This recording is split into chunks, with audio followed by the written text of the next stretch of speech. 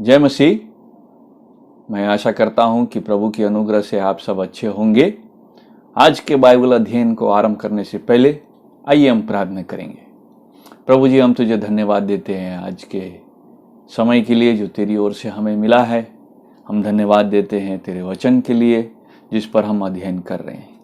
हम पहला पत्रस से जो शिक्षा पा रहे हैं प्रभु, उसके लिए हम तुझे धन्यवाद देते हैं। और आज जब हम फिर से आगे की बातों को सीखते हैं, तेरा वचन हमसे सिखाए, हमसे बातें करे, ऐसा तू अनुग्रह कर। धन्यवाद देते हैं कि तूने हमको सुरक्षित रखा है और हम उन परिवारों को भी इस समय स्मरण करते हैं जो अलग अलग स्थानों में हैं, कठिनाइयों में हैं। हे प्रभु, अपने अनुग्रह में उनकी तू सुधि ले और यह समय हमारे मनों को शांत करने में, तेरे वचन पर ध्यान देने में हो सके, ऐसा तू अनुग्रह कर। यीशु मसीह के नाम से मांगते हैं, आमीन। हम लोग जैसे कि पहला पत्रस के अध्ययन को कर रहे हैं और आज तक हम 1 पद से 9 पद तक पहला अध्याय में पहुंच चुके हैं और आज हम इसके 10 से 12 पद पर ध्यान देंगे। और जैसे कि हमने अपने अध्ययन को आरंभ करने से यह देखा है कि पहला पत्रस की पत्री पत्रस के द्वारा लिखा गया है। उसने अपने कलीसिया के तितर बितर सदस्यों को लिखा है जो भूमध्य सागर के और काले समुद्र के बीच के क्षेत्र में कप्पदूकिया, एशिया, बिथुनिया, पुन्तुस इत्यादि क्षेत्र में फैले हुए हैं, उनको लिखा है। और जैसा कि हमने पहले अध्ययन में देखा था कि ये विश्वासी अपने विश्वास के लिए तितर बितर हुए हैं, वे सताए गए हैं, उनको अपने अपने स्थानों को छोड़ करके जाना पड़ा है, भागना पड़ा है। और रोमियों ने और यहूदियों ने ऐसे इन मसीहों पर झूठा इल्ज़ाम लगाया है कि वे ही हैं जिन्होंने रोम को जलाने में साथ दिया है और उन्हीं के कारण से यह स्थिति आज उनके ऊपर आया है। वे इस प्रकार के समस्याओं से होकर के गुजर रहे हैं और पत्रस ने इस पत्री में ऐसे ही विश्वासियों को उनको प्रोत्साहन देने के लिए, उनको एनकरेज करने के लिए इस पत्री को लिखा है। लेकिन उसके प्रोत्साहन के विषय पर जब वो प्रोत्साहित कर रहा है तो ये प्रोत्साहन झूठा प्रोत्साहन नहीं है। ये प्रोत्साहन सब समय एक न्यों पर आधारित है और वह न्यों यीशु मसीह का उद्धार है जो उसने विश्वासियों को अपनी बड़ी अनुग्रह में, और जैसा कि पहला और दूसरा पद बताता है कि अपने भविष्य ज्ञान के अनुसार चुने हुओं को दिया है। परमेश्वर ने अपने सार्वभौमिक इच्छा में इस दिन को इन विश्वासियों के लिए लाया है कि वे इस परिस्थिति से होकर के गुजरे। और ये परमेश्वर के यहोवा के भविष्य ज्ञान के अनुसार है और इसके पीछे उनके चुने जाने का भी बात वो स्पष्ट करता है। पत्रस आरंभ में ही यह स्पष्ट कर देता है कि ये कठिनाइयां जिनको वो 6 पद से 9 पद में नाना प्रकार के परीक्षाओं के बारे में, जिसके बारे में वो बात करता है, वह उसका सामना करने का नियोग क्या है, कैसे वे ऐसे परीक्षाओं का सामना करेंगे। तो उसके लिए उनको स्मरण रखना होगा कि नंबर 1 कि वे चुने हुए हैं, नंबर 2 कि यीशु मसीह का उद्धार उनको प्राप्त हुआ है। यह उद्धार उनका जीवित आशा है जो यीशु मसीह में है और यीशु मसीह के मिलने पर संपन्न होगा, पूर्ण होगा। और यह जीवित आशा की विशेषता 4 और 5वां पद कि वह अविनाशी है, निर्मल है और युगानी युग का है, समय के साथ फेड नहीं होगा, जिसको अजर कहते हैं। और परमेश्वर ने उसकी स्वयं अपने से इस उद्धार को की रक्षा की है। और इस कारण से, क्योंकि यह उद्धार जो विश्वासी को मिला है ये सुरक्षित है, इस कारण से यह संभव हो जाता है कि विश्वासी आने वाले आपदाओं का, आने वाले परीक्षाओं का, आने वाले समस्याओं का जो कुछ दिन के लिए है उसका वो डटकर सामना कर सके, वो परखा जा सकता है। और पिछली बार हम लोग ने देखा कि हमारे ऊपर जब समस्याएं आती हैं, हम जब परखे जाते हैं तो उसके कई कारण हो सकते हैं। और जैसे कि विश्वासी को नम्र बनाने के लिए हो सकता है, उसके ध्यान को सांसारिक बातों से हटा करके स्वर्गीय बातों पर लगाने के लिए हो सकता है, उसके अपने पाप को से चेतावनी देने के लिए हो सकता है ये उसके अपने आत्मिक स्वभाव को मजबूत करने के लिए हो सकता है, या ये दूसरों के लिए एक उदाहरण बनने के लिए, ताकि उस उदाहरण को देख करके दूसरों को सहायता मिल सके, यह भी हो सकता है। इस कारण से पतरस कहता है, जबकि हम ऐसे समस्याओं से, ऐसे परखे जाने से गुजरते हैं, तो हमको उसमें हमको शुद्धिकरण का प्रोसेस सोच करके इसको स्वीकार करना है। जैसे कि बहुमूल्य पदार्थों को उसको जांचने के लिए, उस शुद्धता को जांचने के लिए आग से पार किया जाता है, वैसे ही विश्वासी के विश्वास को परखने के लिए उसको ऐसे परिस्थितियों से पार होकर के जाना पड़ता है। और हमने इस बात को ध्यान दिया था कि यह नहीं कि हमारे प्रभु को हमारे विश्वास के बारे में मालूम नहीं है, नहीं, यह बात नहीं है, बल्कि यह इस परखे जाने से विश्वासी अपने आप में यह जान पाता है कि उसका विश्वास कितना दृढ़ है, और वह उसके लिए एक आनंद का विषय बन जाता है। परमेश्वर को हमारे विश्वास के बारे में संपूर्णता में से मालूम है, उससे कुछ बात छुपी नहीं है, परंतु जब हम परखे जाते हैं तो ये जांच का रिजल्ट हमारे लिए है कि हम उसको देख करके, रिपोर्ट कार्ड को देख करके आनंदित हो सके कि हमारा विश्वास कैसा है, और उसमें हम कॉन्फिडेंट, उसमें हमको भरोसा मिल सके। और इस कारण से आगे वो कहता है कि यह हमारे 9वां पद कहता है, अपने विश्वास का प्रतिफल अर्थात आत्माओं का उद्धार प्राप्त करते हो। यह जो सफल होते हैं इन परीक्षाओं से निकल करके, हम जब इस परखे जाने से निकलते हैं तो 8वां पद बताते हैं कि उस दिन आनंदित और मगन होने के लिए है। इससे जब हम सफल होते हैं तो यह हमें एक आनंद, और यह हमको एक प्रफुल्लित करता है, हमको मगन करता है, और हमारे विश्वास को मजबूत करता है, और उस उद्धार के कार्य को जो यीशु मसीह के अनुग्रह से आरंभ हुआ है वह उसको और आगे बढ़ाता है।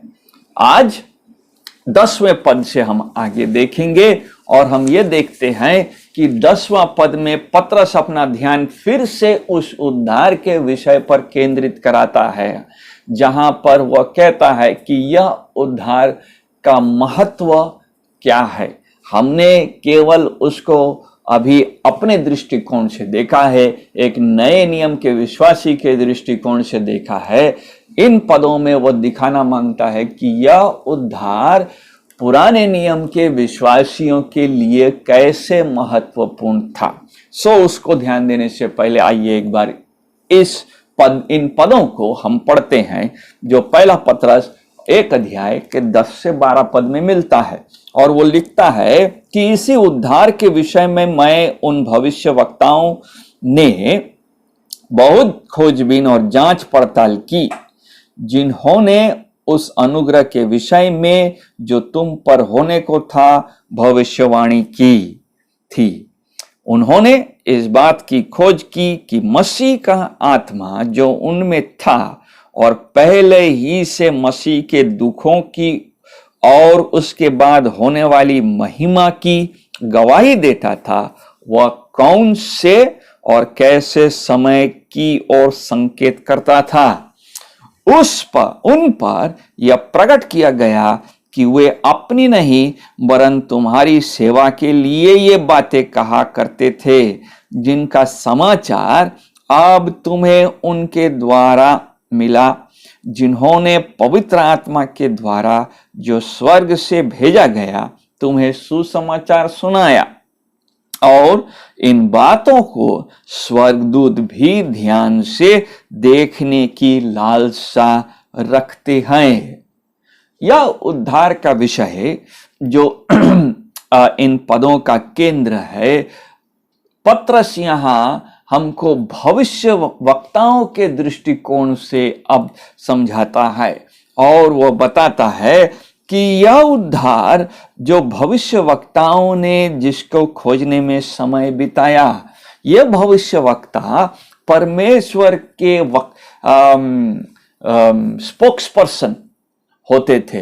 वे परमेश्वर की ओर से बोलते थे और उसके वचन को लोगों तक पहुंचाते थे। उनका काम था कि वह भविष्यवाणी करे, उनका काम था कि वह उन अनुग्रहों के बारे में, अनुग्रह के बारे में जो आने वाला है उसके बारे में लोगों को बताए।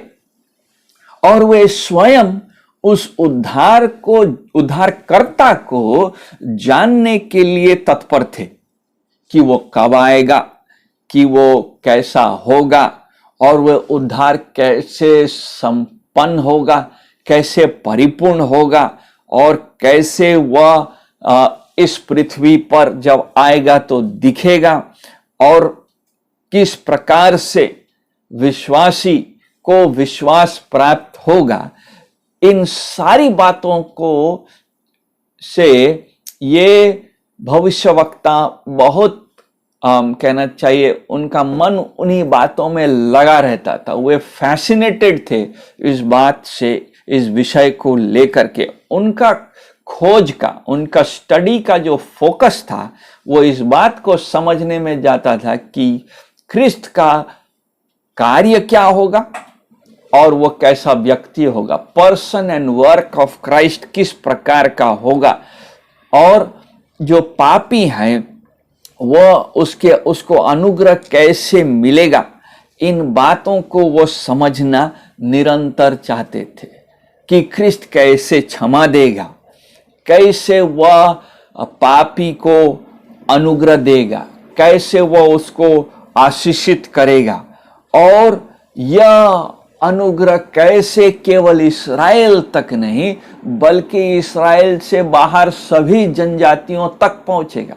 इसके बारे में यशाया 45 अध्याय को जब हम खोलते हैं तो यशाया अपने आप ही कहता है, 45 अध्याय का 22वां पद में वो कहता है, हे पृथ्वी के दूर दूर के देश के रहने वालों, तुम मेरी ओर फिरो और उद्धार पाओ, क्योंकि मैं ही परमेश्वर हूं और दूसरा कोई और नहीं है। सो यशाया भविष्यवाणी कर रहा है कि यह दिन आने वाला है जब सारे पृथ्वी के लोग उसकी ओर फिर करके उद्धार पाएंगे। यही बात 39 अध्याय 49 का 6 पद में भी देखने को मिलता है, जहां वो कहता है कि 6वां पद में कि उसी ने मुझसे यह भी कहा कि यह तो हल्की सी बात है कि तू याकूब के गोत्रों का उद्धार करने और इस्राएल के रक्षित लोगों को लौटा ले आने के लिए मेरा सेवक ठहरे। मैं तुझे जाति जाति के लिए ज्योति ठहराऊंगा कि मेरा उद्धार पृथ्वी की एक ओर से दूसरी ओर तक फैल जाए। इन पदों में यह स्पष्ट हो जाता है कि ये भविष्य वक्ताओं जो होते थे पुराने नियम के, उनकी ये इच्छा रहती थी कि वह निरंतर खोजते रहे, निरंतर इन बातों को देखे कि यह अनुग्रह कैसे कार्यगत होगा, किस तरह से वह दिखेगा, और जब आएगा तो उनकी क्या क्या चिन्ह होंगे और कैसे लोग जान पाएंगे। नाउ हमको एक बात, जब हम इन बातों को पढ़ते हैं और पतरस के इस पद को पढ़ रहे हैं, तो ये समझना जरूरी है कि यह नहीं कहा जा रहा है कि भविष्यवक्ता ये नहीं कह रहे हैं कि अनुग्रह केवल भविष्य में है, कि ये उद्धारकारी अनुग्रह केवल भविष्य में ही मिलेगा और पुराने नियम में हम परमेश्वर के अनुग्रह को नहीं देखते। नहीं, पुराना नियम हो या नया नियम हो, परमेश्वर हर समय ही, हमारा परमेश्वर अनुग्रहकारी रहा है। हम जब निर्गमन के पुस्तक उसके 34 अध्याय के 6वें पद को पढ़ते हैं, निर्गमन 34 अध्याय के 6वें पद, 34 का 6, तो वहां लिखा है कि तब मूसा ने सारी छावनी के इस आज्ञा का प्रचार करवाया, क्या पुरुष क्या स्त्री कोई पवित्र स्थान के लिए और भेंट न लाए। माफ कीजिएगा, मैं 36 पढ़ रहा हूं। 34 अध्याय का 6 पद, यहोवा उसके सामने होकर यूं प्रचार करता हुआ चला, ये मूसा के सामने, कि यहोवा यहोवा ईश्वर दयालु और अनुग्रहकारी, कोप करने में धीरजवंत और अति करुणामय और सत्य, हजारों पीढ़ियों तक निरंतर करुणा करने वाला, अधर्म और अपराध और पाप का क्षमा करने वाला है।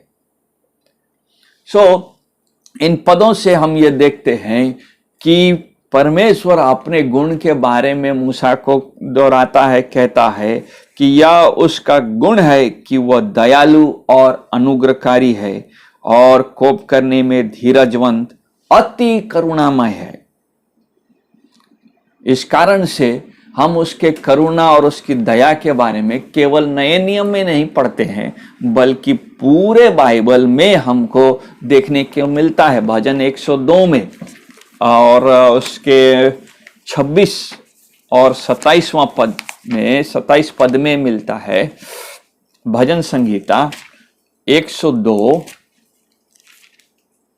26 और 27 पद, वहां पर भजन का लेखक कहता है, वो तो नष्ट होगा परंतु तू बना रहेगा, वह सब कपड़े के समान पुराना हो जाएगा, तो उसको वस्त्र के समान बदलेगा और वह बदल जाएगा, परंतु तू वही है और तेरे वर्षों का अंत नहीं होने का।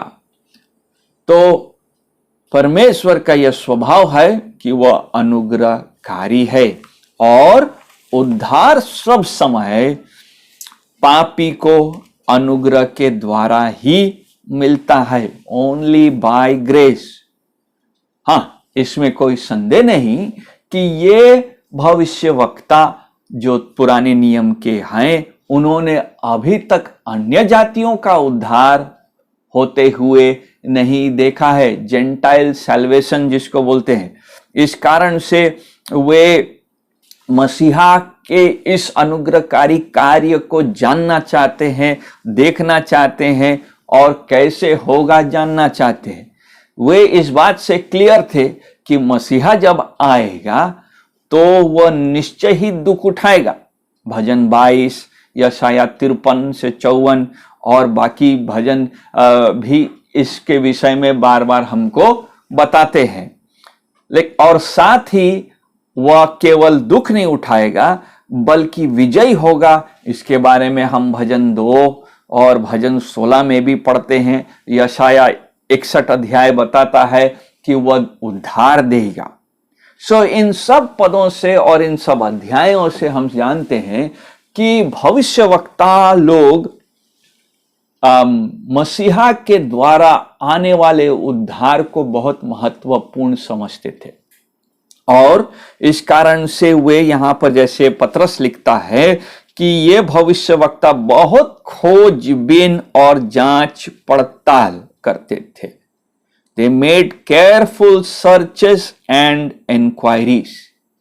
उनका केंद्र था, उनका समय इस बात में बीतता था, प्रार्थना में वो समय बिताते थे और वचन को खोजने में, अपने ही भविष्यवाणियों को फिर से पढ़ने और समझने में समय बिताते थे कि ये भविष्यवाणियां कब होंगी, यीशु मसीह कहां कहां दिखता है और पुराने नियम में उसके क्या क्या इंगित करने वाले चिन्ह हैं, क्या क्या टाइप्स हैं, क्या क्या छाप हैं, शैडोज जिसको बोलते हैं, और कैसे बलिदानों से जो व्यवस्था में है वह आने वाले मेमना की व्यवस्था, आने वाले मेमना के बलिदान की ओर इंगित करता है।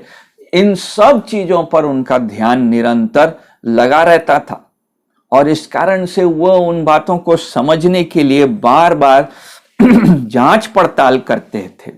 खाली ये नहीं कि एक जनरल आइडिया था कि हाँ मसीहा आने वाला था, बल्कि यहां देखिए पद में लिखा है कि वह जिन्होंने उस अनुग्रह के विषय में जो तुम पर होने का था भविष्यवाणी की।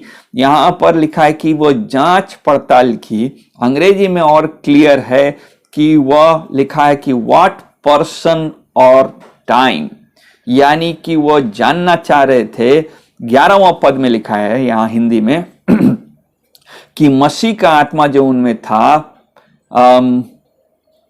कौन से और कैसे समय की ओर। 11 पद का आखिरी लाइन कि वो कौन होगा और किस समय में होगा, इसको लेकर के वे चर्चा करते थे।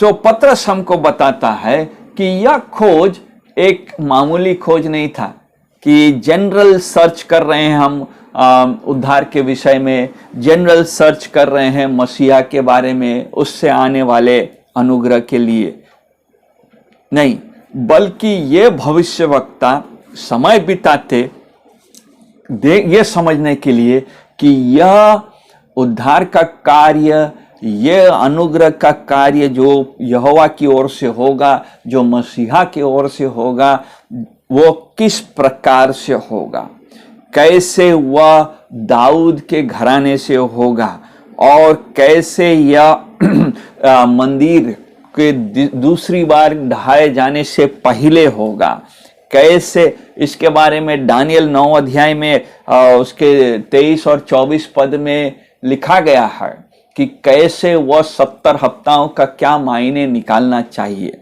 और विशेषज्ञों ने इसको अच्छी से एक्सप्लेन किया, जिसके बारे में अभी समय नहीं है, कि वो ठीक यीशु मसीह के AD 30 के फसह के पर्व में वो डेट पूरा होता है जहां मसीह स्वयं बलिदान होता है। वो दानियल के भविष्यवाणियों से, यशाया के भविष्यवाणियों से और बाकी जगहों से बार बार इस बात का अध्ययन करते थे, और न केवल अध्ययन करते थे लेकिन डबल चेक भी करते थे।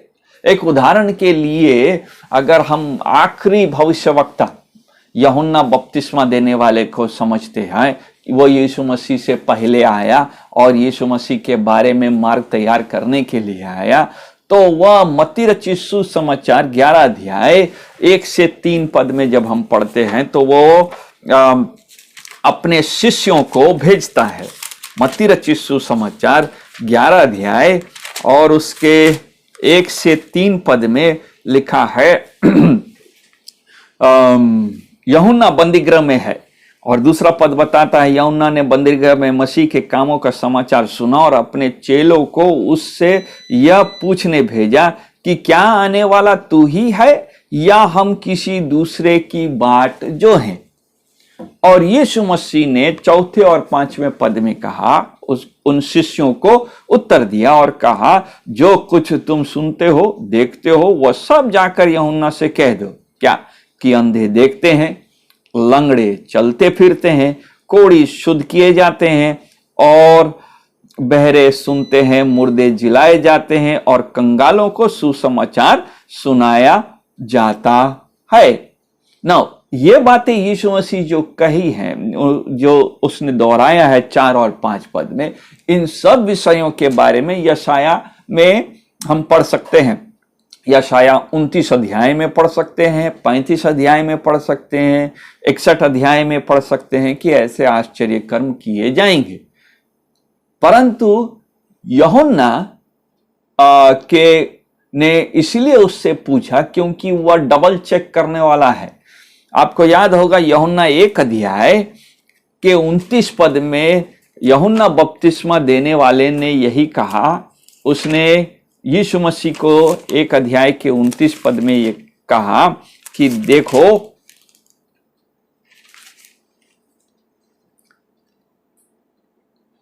यह परमेश्वर का मेमना है जो जगत का पाप उठा ले जाता है। यह वही है जिसके विषय में मैंने कहा था, एक पुरुष मेरे पीछे आता है जो मुझसे श्रेष्ठ है क्योंकि वह मुझसे पहला था। सो यूहन्ना वहां पर यीशु मसीह को देख करके निश्चय यह डिक्लेयर किया था परमेश्वर के प्रेरणा से कि यीशु मसीह वह मेमना है, परमेश्वर का वह मेमना है जो जगत का पाप उठा ले जाता है। फिर उसके मन में क्या संदेह हुआ? नहीं, ये भविष्य वक्ताओं का जांच करने का तरीका था। इस कारण से वो डबल चेक होता है कि वो सुनिश्चित करना चाहता है कि सचमुच में यीशु मसीह वही है जिसके बारे में उसने उस समय भविष्यवाणी की थी। और इस कारण से यीशु मसीह भी उसको वापस उन भविष्यवक्ताओं की ओर उसका ध्यान केंद्रित करा रहा है जो इन बातों का गवाही पहले दिए हैं कि जब मसीहा आएगा तो ये सब होगा। एक बार हम यशाया उसके 29 अध्याय, यशाया और उसके 29 अध्याय के 18 और 19 पद को पढ़ लेंगे। यशाया 29 और उसका 18 पद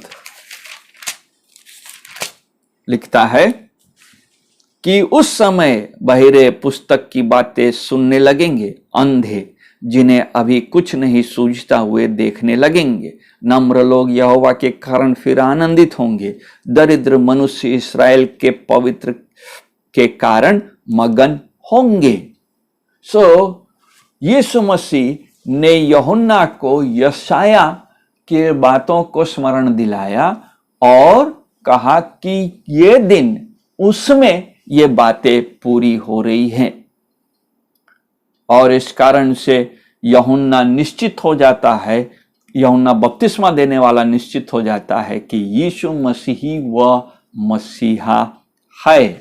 आगे चलते हैं 11वें पद में, जहां पर लिखता है कि उन्होंने इस बात की खोज की कि मसीह का आत्मा जो उनमें था और पहले ही से मसीह के दुखों की और उसके बाद होने वाली महिमा की गवाही देता था।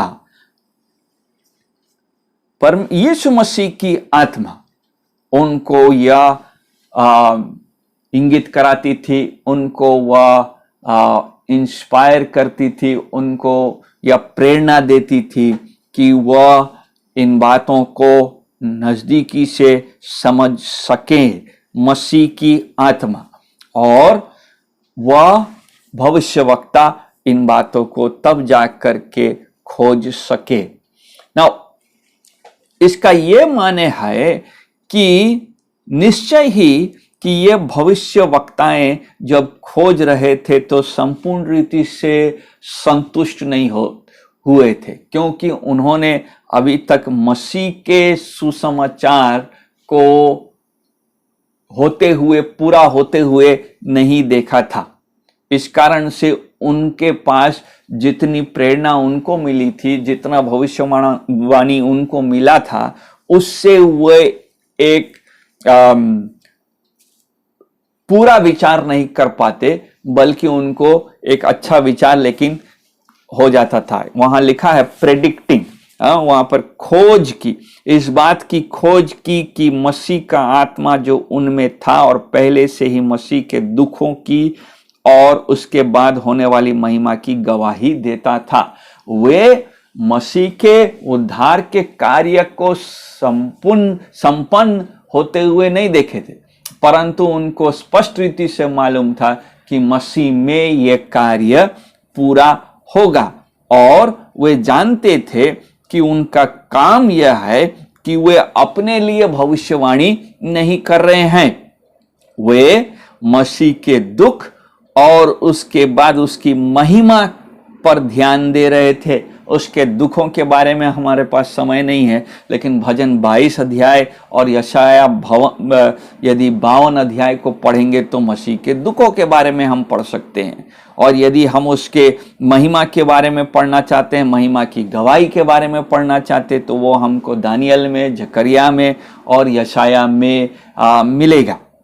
और 12वां पद में हम जाते हैं, वहां लिखा है कि वे उन पर यह प्रकट किया गया कि वे अपनी नहीं परंतु तुम्हारी सेवा के लिए। यह भविष्यवक्ता जो भविष्यवाणी कर रहे थे वे अपने लिए नहीं कर रहे थे, बल्कि वे हमारे लिए कर रहे थे, ताकि हम समझ सके कि यो मसीह का जो कार्य है वो परमेश्वर के भविष्य ज्ञान के अनुसार, जैसा पहला पद में लिखा है, और उस सार्वभौमिक इच्छा के अनुसार वह अपनी योजना में उसको संपन्न करता है। और यह हमारे लिए, हमारे विश्वास के मजबूती के लिए है। हम खोलेंगे इब्रानियों की पत्री के पहला अध्याय के इब्रानी 1 अध्याय और उसका 1 और 2 पद, जहां पर इब्रानी का लेखक लिखता है,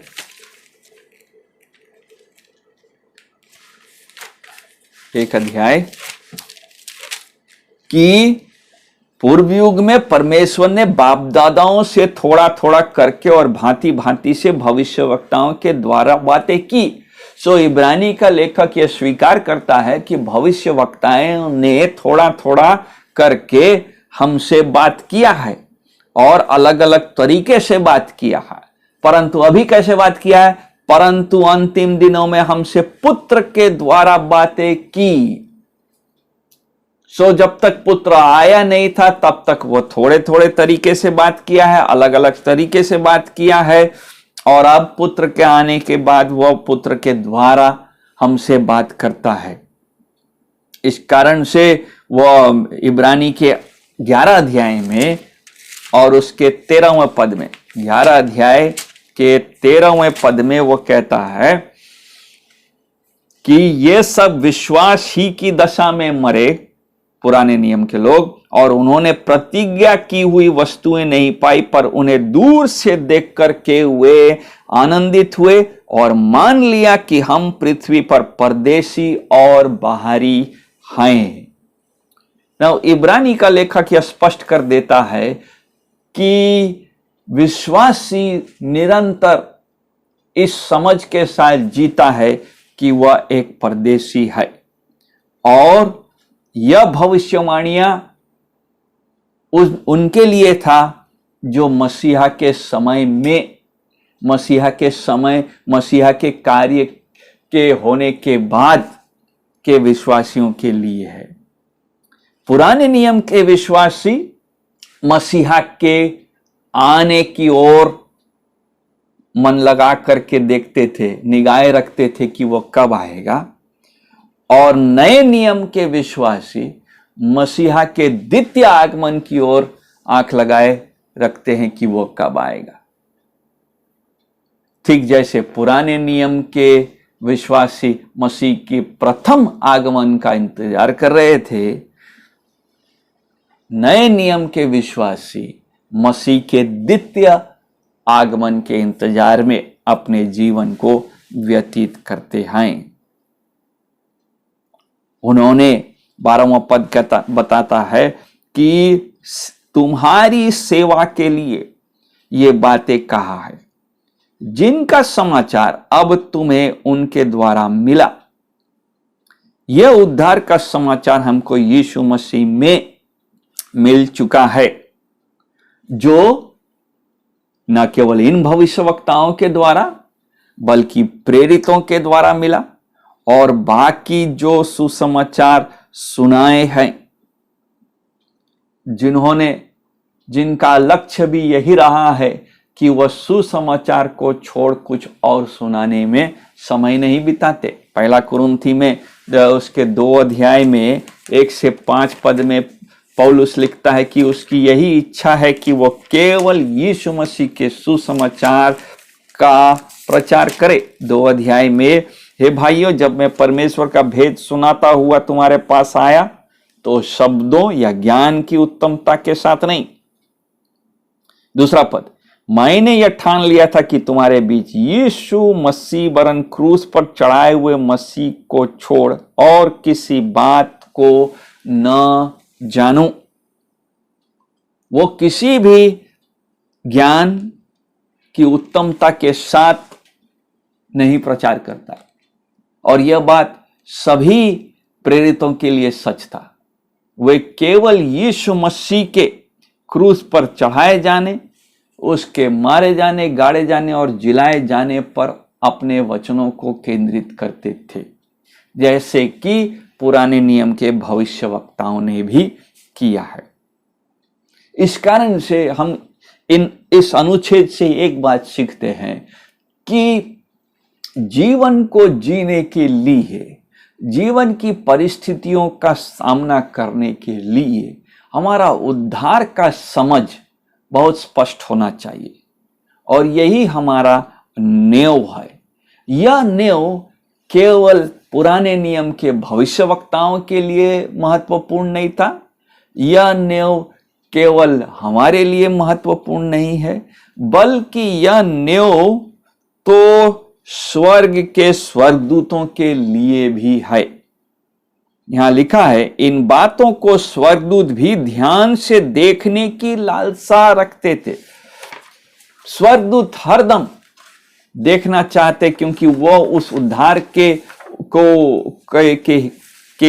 में माफ कीजिएगा शामिल जरूर नहीं है, लेकिन वो निश्चय ही मसीहा के इस पृथ्वी पर रहते, उसके कार्यों को देखते और विश्वासियों की सहायता के लिए जो जिम्मेदारी दी गए हैं उनमें तो निश्चित रीति से जुड़े हुए हैं। इस कारण से परमेश्वर के उद्धार के कार्य के समय में वो बहुत लालसा से देखते हैं कि ये कैसे विश्वासियों में पूरा होता है, और जब ये विश्वासियों के साथ पूरा होता है तो स्वर्ग में लिखा है कि वे भी आनंद मनाते हैं। और जब हम प्रकाशित वाक्य उसके 5 अध्याय के 7 से 12 पद पढ़ते हैं तो वहां लिखा है कि वे मेमने के साथ आनंद मनाते हैं। इस अनुच्छेद में हमने बहुत मुख्य बात पर ध्यान दिया, और वह यह है कि परिस्थितियों का सामना हम तभी कर सकेंगे, ये जो थोड़े दिन की नाना प्रकार की परीक्षाएं हैं वो हम तभी कर पाएंगे जब हमारा परमेश्वर के द्वारा दिया हुआ उद्धार, मसीह के द्वारा किया हुआ अनुग्रहकारी कार्य का समझ क्लियर है। क्या हम अपने उद्धार के विषय को समझने के लिए समय बिताते हैं? जैसे यहां लिखा है कि भविष्यवक्ताओं लोग समय बिताते थे, खोजते थे कि कैसा होगा, किस प्रकार का होगा। हमारे लिए तो क्रूस की घटना हो चुकी है, उनके लिए नहीं हुआ था, फिर भी वे क्रूस पर ही केंद्रित थे। हमारे लिए हो चुका है, हमको भी क्रूस पर ही अपना केंद्र रखना है। परमेश्वर करे कि यह समय जो हमको मिल रहा है, एक्स्ट्रा टाइम जो हमको मिल रहा है, यह हमको हमारे उद्धार की विभिन्न बातों को समझने में हमारी सहायता करे। 13वां पद से आगे अगली बार हम देखेंगे, जो एक बहुत मुख्य ट्रांजिशन है, जहां उद्धार समझे हैं तो अब क्या करना है, इस विषय पर हम अपना ध्यान को केंद्रित करेंगे। परमेश्वर आप सबों को आशीष दे, आपके साथ हो, और यह समय आपके लिए फलवंत समय हो। धन्यवाद।